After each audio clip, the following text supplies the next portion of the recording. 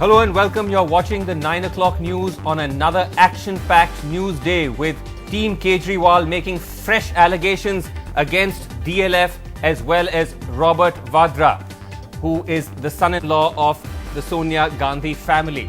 Now, over the next 60 minutes, we'll take a hard look at these fresh allegations. Do they in fact counter some of the claims that DLF and Robert Vadra have made that there is in fact no favoritism, no conflict of interest?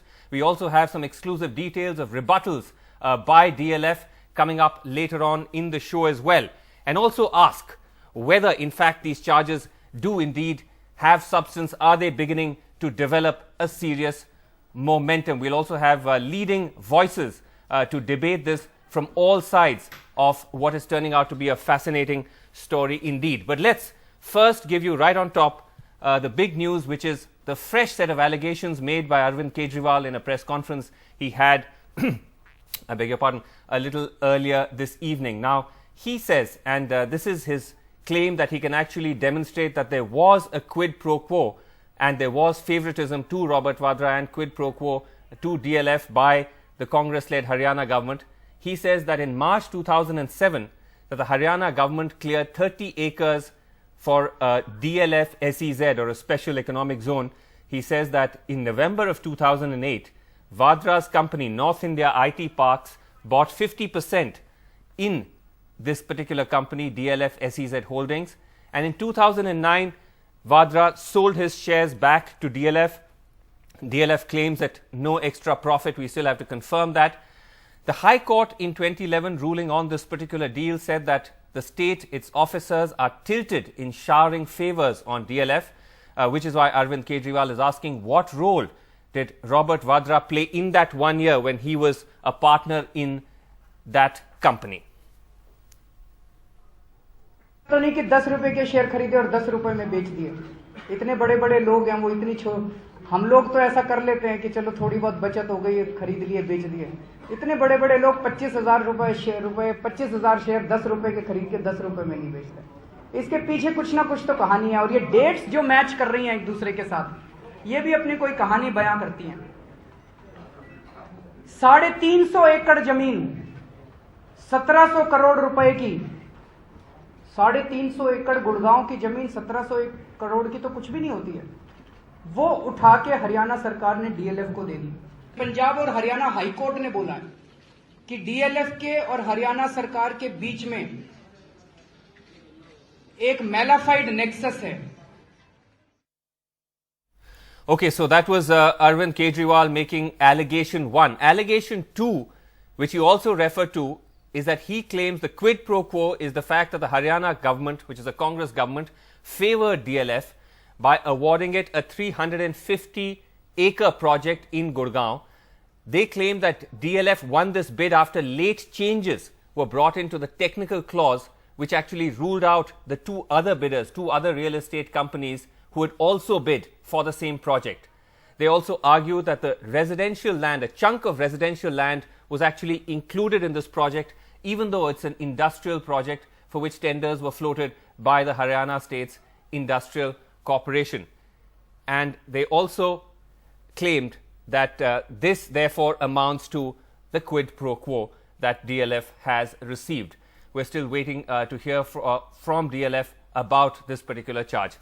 Let's now move on to also some of the rebuttals that Kejriwal has made of DLF's earlier arguments, their claims that they had in fact not shown any special favors to Robert Vadra, and DLF claimed that they had not given any insecure or unsecured loan to him, and that whatever they had given was a business advance. But what Arvind Kejriwal is saying, that a plot of land which DLF said that they had actually bought from Robert Vadra for 58 crores. They had paid 50 crores in advance to Vadra, and they claim, had taken possession in the financial year 09-010. Kejriwal says that Vadra's firm's balance sheet shows that the land is still in his possession in 2011. And that, he claims, is proof that they did do a special favor. Even though they claim they bought the land from him, why is it still in his possession?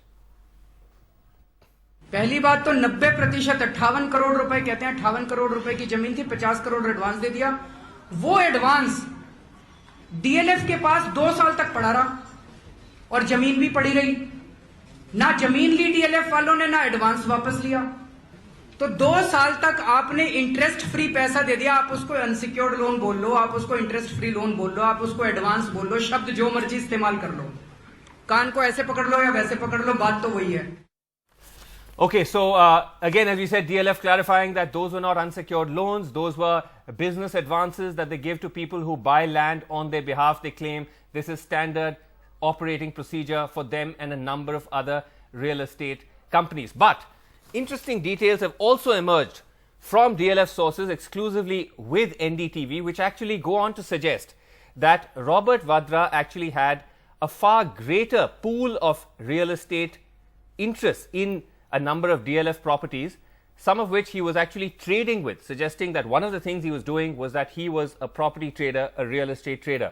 Now, in a building called DLF Capital Greens, which is actually in New Delhi, Kejriwal had pointed out that he actually has only one flat, but DLF sources have told NDTV that he had actually 25 flats booked by his firm and that he resold all those 25. So, all the DLF Capital Greens apartments were traded by him. Now, also in another property called Magnolias, again the allegation was that he had booked 7 flats. Robert Vadra's firms had booked 7 flats, but actually DLF sources are telling us that he had actually booked 15 flats in this particular apartment, but that there was no favoritism shown. These are flats that DLF all bought back from him, which is, they say, again, standard practice for this particular apartment building. He can't trade these, but he can sell it back to DLF, and DLF actually in fact charged him a 7 crore interest because of the delayed payments that he made to actually acquire this particular property, and that's why they say that the entire amount for the payment of these flats is not reflected in his balance sheet. Also, a clarification coming on the Aralia's apartments, the exclusive Aralia's apartments, where Arvind Kejriwal had alleged that for 11 crore property, Robert Vadra's balance sheets only showed 89 lakhs. What about the rest?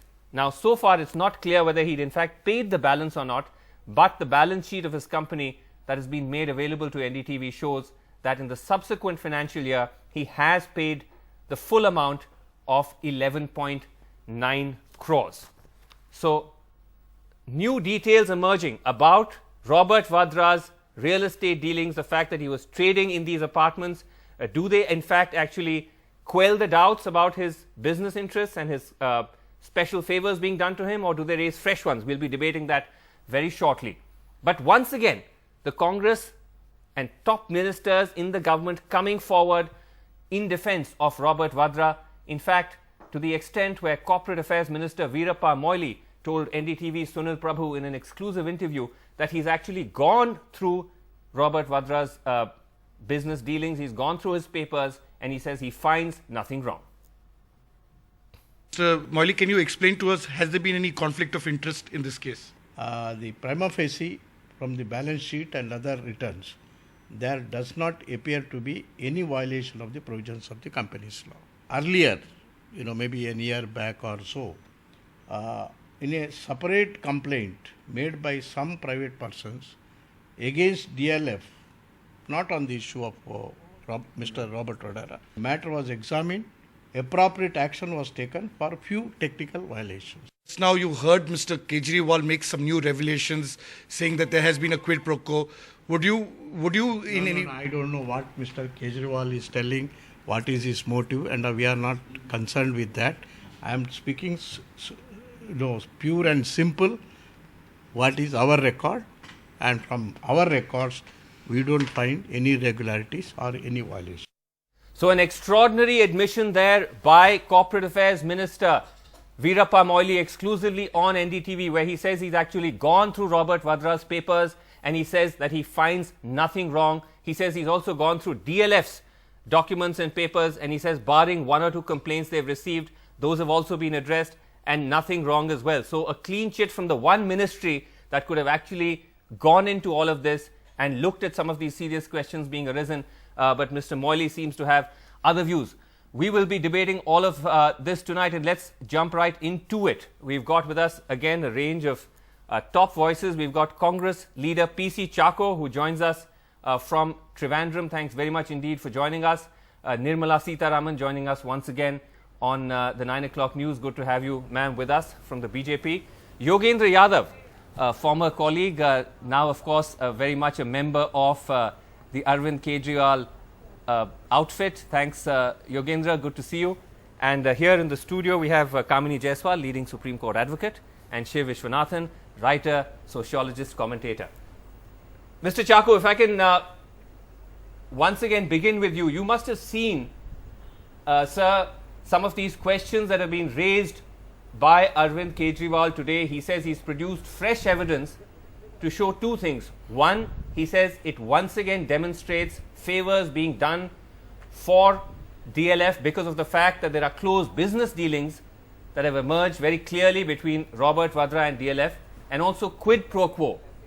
How, because of the fact that DLF did favors for Robert Vadra, they actually were the beneficiaries of favors from the Haryana government. That the Haryana government actually bent the rules to favor them in a bid of 350 acres. Yes, in fact, we heard the allegations raised by Mr. Kejriwal. But the fact is that these are unsubstantiated allegations. The motive of Mr. Kejriwal is still not known. This is targeting the relatives of the political opponents. Yes. This is like hitting below the belt. Anybody can make wild allegations. The law of the land provides for redressal of such allegations and such irregularities. If an irregularity of this magnitude, this kind is there, yes, there is remedy in our law. Why no, can't sir, we approach the legal remedy? But when you say that these are unsubstantiated allegations, they have produced consistently documents to back these claims. Let's take the charges of today about the Haryana government favouring DLF. Of twisting the rules to ensure that bids have gone in their favour. Do you agree? Have you verified whether this is a correct allegation or not? What you have explained, what we have heard as he is raising the allegation, in that there is absolutely nothing which proves his allegation. Absolutely nothing. This is only his conclusion, and he has to substantiate his allegation in a court of law. This is simply making allegations only for cheap popularity. Sir, if we can read between the lines. India's #1 news app just got even better. Download NDTV's new app. Fully optimized for retina display. Full screen view. Faster response time. And Sudoku. NDTV's new iPad app. Download now.